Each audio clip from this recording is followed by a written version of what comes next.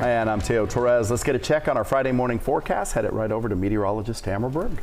Stepping out that door here in downtown Sacramento, you can see we do have a lot of cloud cover outside, and these clouds will eventually really thin out as we go through the next couple of hours. Now temperatures are in the mid-50s in the capital city with a steady southwest wind filing through just under 10 miles per hour. We'll have that southwest wind with us and that blend of sun and clouds through about the next few hours. I think beyond 10 a.m. those skies are really going to brighten up, and we've got a beautiful day unfolding. Temperatures in the mid-70s already by 2 o'clock in most of our valley spots. Around the foothills, you're waking up to 40s and low 50s, so definitely grab the layers as you're kicking off your Friday morning. In Placerville at 46. We're at 56 in Fairfield, 55 Modesto, and 39 right now in Truckee, where we still have some scattered cloud cover all along the Lake Tahoe area, but those clouds are slowly decreasing and departing off towards the eastern slope. We have that onshore breeze turned on in Fairfield, and that is going to help to keep our temperatures overall today very similar to yesterday's heights. So out and about in the foothills, a gorgeous day in Auburn,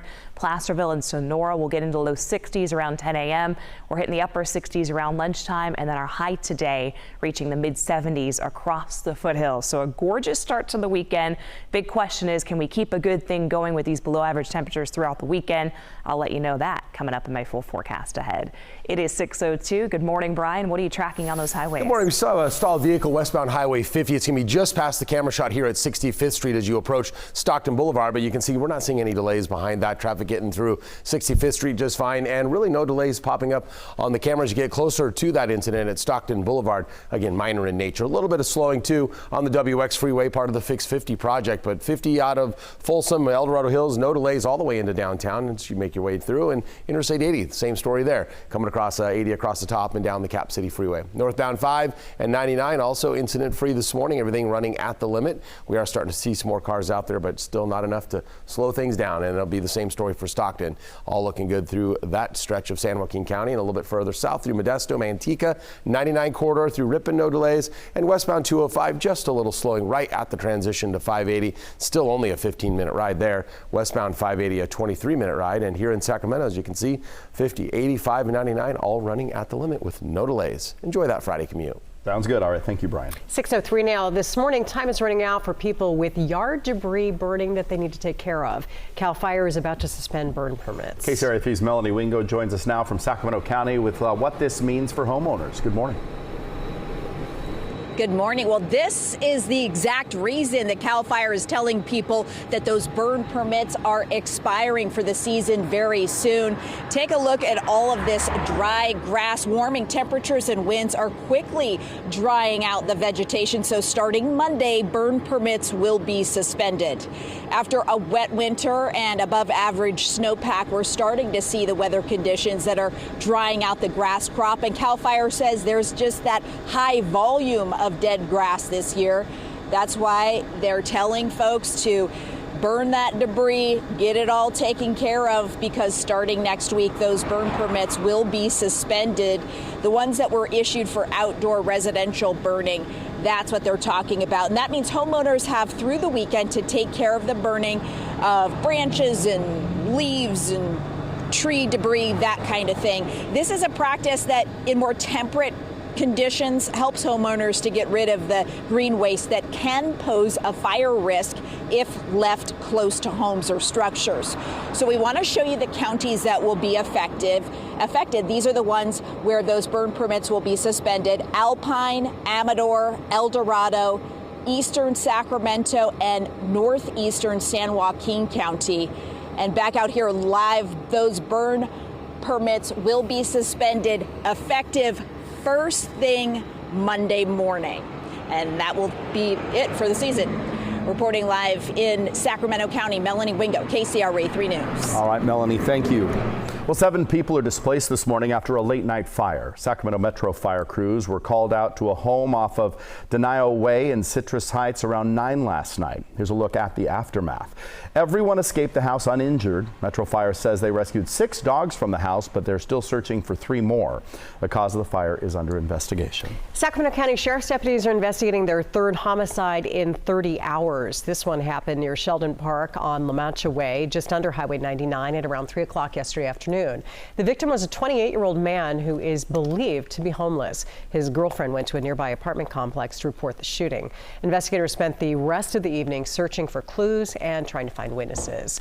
Placer County Sheriff's deputies have arrested a man they say has been communicating with an officer who was posing as a young girl over the last month. It all started when deputies say the victim reported several instances of abuse by a 20-year-old Christopher Kitchen. An undercover detective arranged a meetup after messaging for weeks, and that's when officers say that Kitchen was arrested. Well, happening today, just in time for the weekend, a new option for boaters. The gates controlling boat traffic into the Delta will be opening for a busy season. KCRA3's Mike Tassell live out of Walnut Grove with how this is going to go down. Yeah, and good morning, Deirdre and Teo. And let me just set the scene where we are right now, because what we're talking about, a lot of concrete right there behind me, but even more so than that, if we just continue to keep planning to the left, yeah, this is the scene where we are this morning. That is the Sacramento River. That is the bridge for 160. And all of this is going to take place right where we are. What are we talking about? We'll take a look. The Bureau of Reclamation announced that the gates to the Delta Cross Channel will be opening around 10 o'clock this morning. What does that mean?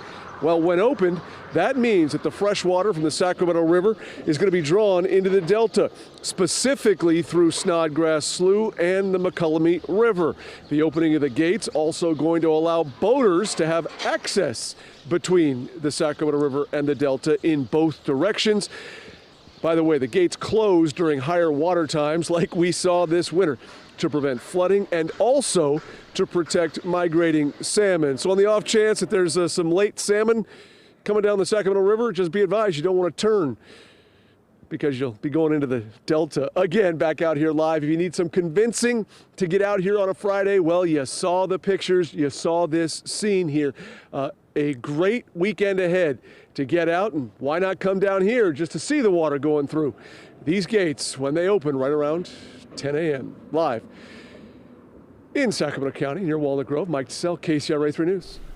All right, thank you. 6:07 today, investigators are going to be focusing on why a submersible vehicle imploded while it was exploring the site of the Titanic wreckage. Coast Guard says that 5 people in the submersible did not have a chance to survive that catastrophic event. So now they're taking a look at the company that was offering rides to civilians. There are claims that it did not follow safety measures. Several countries must also hash out who's in charge of the investigation and any potential charges. Well, forging a stronger alliance, President Biden will cap off a state visit with India's Prime Minister today. The two leaders already announced new business, tech, and environmental initiatives while pledging freedom and support for the Indo-Pacific region. Let's go to KCRA3's Amy Liu. She's in Washington this morning with more on how this is coming at a very critical time for the U.S. Well, President Biden called the U.S. and India's relationship one of the most consequential in the world, underscoring democracy and human rights in the country and the region. We want people everywhere to have the opportunity to live in dignity. Alongside Prime Minister Narendra Modi, President Biden announced new business deals with India, expanding on a booming $191 billion trade partnership. In the area of space science and technologies, we have had long-standing cooperation. The alliance underscoring two democracies cooperating on issues like climate, healthcare, space, and tech, while assuring security and freedom in the Indo-Pacific as China's growing influence remains a threat in the region. President Biden not backing down from comments made earlier this week characterizing China's president as a dictator. I expect to be meeting with President Xi sometime in the future, in the near term, and I don't think it's had any real consequence. President Biden and the press still questioning India's record on human rights amid nationalist attacks against minorities. There is absolutely no discrimination, neither on basis of caste, creed, or age, or any kind of geographic location. And more than 70 lawmakers wrote a letter to President Biden last week urging him to raise concerns over India's religious and political freedoms. And at least 6 Democrats boycotted Modi's address to Congress yesterday. In Washington, I'm Amy Liu, KCRA 3 News. Well, President Biden and Prime Minister Modi will meet with American and Indian business leaders today. Afterward, Vice President Harris and Secretary of State Blinken will host a lunch for Modi.